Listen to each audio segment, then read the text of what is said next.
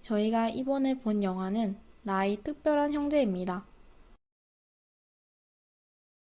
비상한 두뇌를 가졌지만 동생 동구 없이는 아무데도 못 가는 형 세아와 뛰어난 수영 실력을 갖췄지만 형 세아 없이는 아무것도 못하는 동생 동구가 있습니다.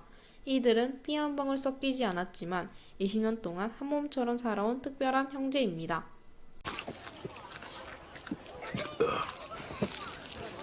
어느 날 형제의 보금자리 책임의 집을 운영하던 신부님이 돌아가시자 모든 지원금이 끊기게 되고 각각 다른 장애를 가진 두 사람은 헤어질 위기에 처하게 됩니다.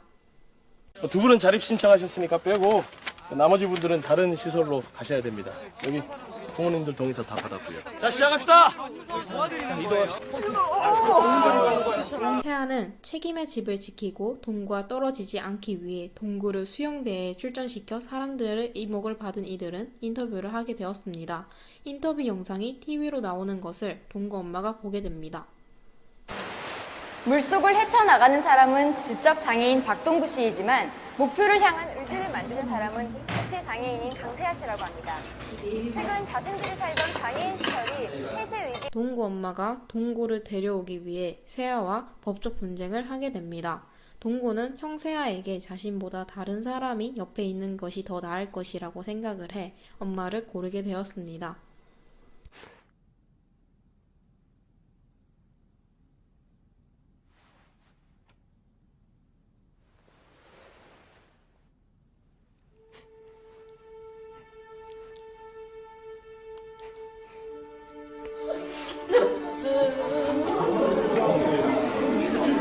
동구는 엄마와 지내던 중 식당에서 실수를 하게 되고 책임의 집을 찾아가게 됩니다.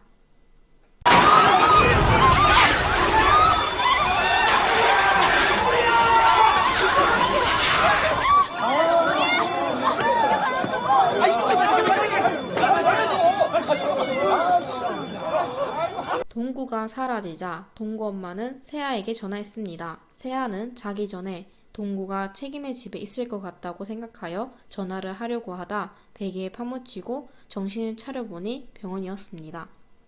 먹었어. 그래갖고는 아무 일도 못해. 형 눈 떴어요. 세아야, 괜찮어? 정신을 차린 세아는 동구가 책임의 집에 있을 것 같다고 말합니다. 동구 옛날 우리 집에 있을 것 같아. 그 후 동구의 수영대회에 가기 위해 세아가 전동휠체어를 타고 달리던 중 급하게 회전을 하다가 옆으로 쓰러지게 됩니다.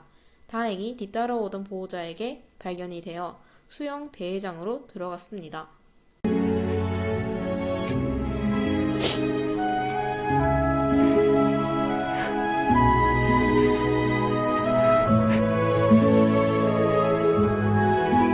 어릴 때 엄마에게 버림받았던 기억 때문에 매번 완주하지 못했었는데 형을 보고 완주에 성공하게 됩니다.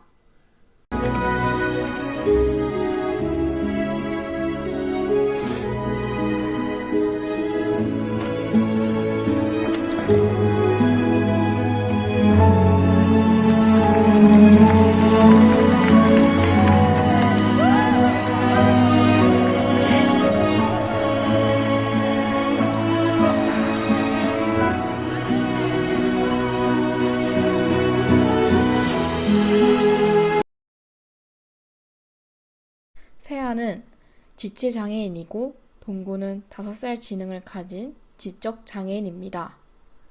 동구는 머리를 때리면서 1등 하겠다고 하는 장면입니다. 1등 하겠습니다. 1등 하겠습니다. 1등 할게요. 1등 하겠습니다. 1등 하겠습니다. 동구가 답변 연습을 하는데 이름을 자꾸 까먹는 장면입니다. 2년 20. 박동구 씨는 누구랑 살고 싶습니까? 강세아 씨입니까? 장정순 씨입니까? 장정순. 그건 엄마 이름. 동구야, 이건 질문이 나오자마자 네가 바로 대답해야 돼. 평소에 늘 생각했던 것처럼 물어보면 바로. 누구랑 살고 싶다고? 형아랑 살고 싶습니다. 그래, 이름도 같이. 장정순과 살고 싶어요. 아니, 형아 이름. 강정순. 때려치자, 때려쳐. 힘들다, 힘들어. 동구가 식당에서 한눈 팔다가 실수로 불을 내는 장면입니다.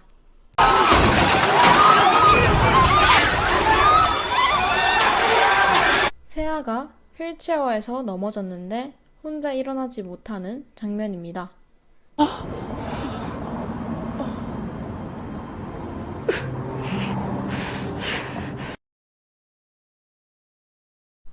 전신마비 환자이기 때문에 휠체어를 끌어주는 장면입니다.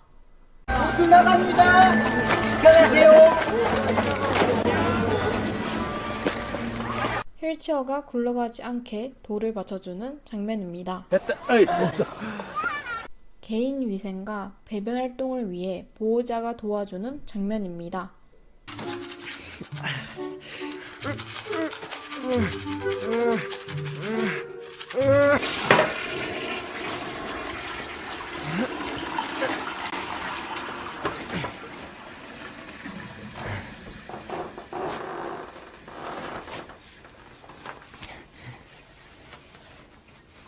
욕창 방지를 위해 새벽 3시에 일어나 베개를 깔아주는 장면입니다.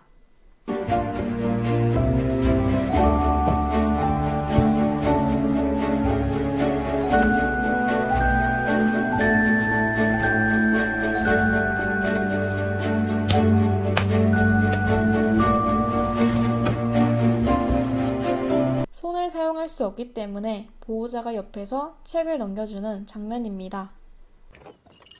동구야, 책장 넘겨. 아, 저 동구야, 뭐해? 책장 넘겨.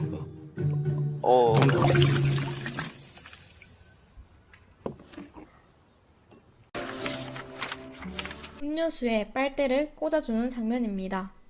술. 형 좋아하는 술. 오빠 라면 먹을래요? 네. 라면. 형 술. 세아가 동구의 눈높이에 맞춰 설명을 해주고 동구가 도장을 찾는 장면입니다. 도장 이거. 이건 초록색이고 도장은 검은색이고 네 엄지만큼 두껍고 키는 막대 사탕만 하고 끝은 네 머리처럼 둥글어. 도장. 아니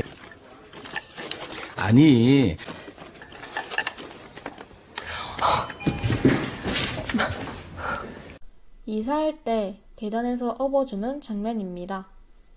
형 휠체어 먼저 가져와. 아, 진시하지 마로. 당연히 가져가자. 가자.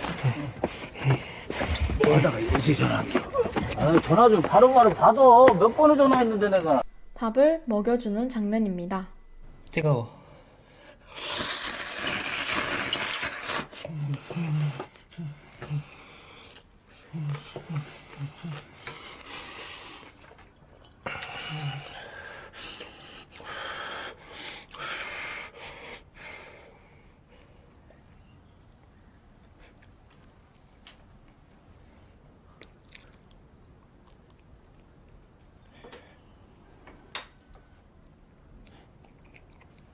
형아 차례. 네.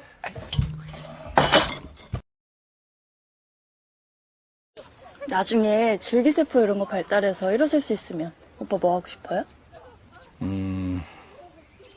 약속 시간에 늦어서 뛰어가 보고 싶지.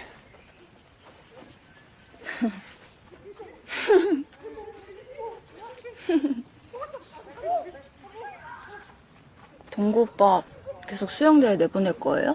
왜? 또 이용한다고 욕하려고?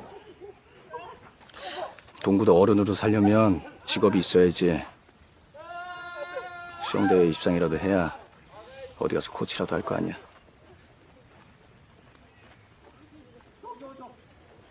아니, 비장애인 가족과 함께 사는 거 어느 쪽이 더 바람직하다고 생각하십니까?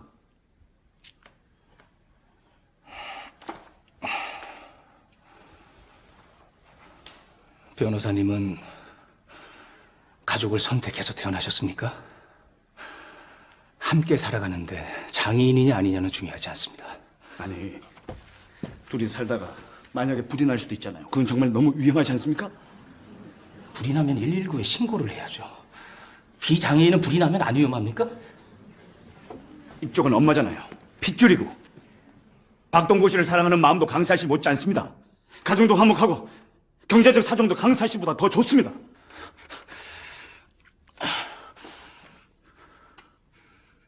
완벽한 사람들이 왜 동구가 필요합니까? 우리 신부님이 그랬어요. 약한 사람끼리 돕고 사는 거라고. 약한 사람들은 약해서 남을 도울 수 있는 거라고. 혼자만 생각하면 죽을 수밖에 없지만 다른 사람을 돕고 같이 생각하면 죽지 않는다고. 내가 동구를 이용했다면 동구도 나를 이용한 겁니다. 동구가 나를 도왔다면 나도 동구를 도운 겁니다. 그렇게 우린 같이 살아온 거라고요.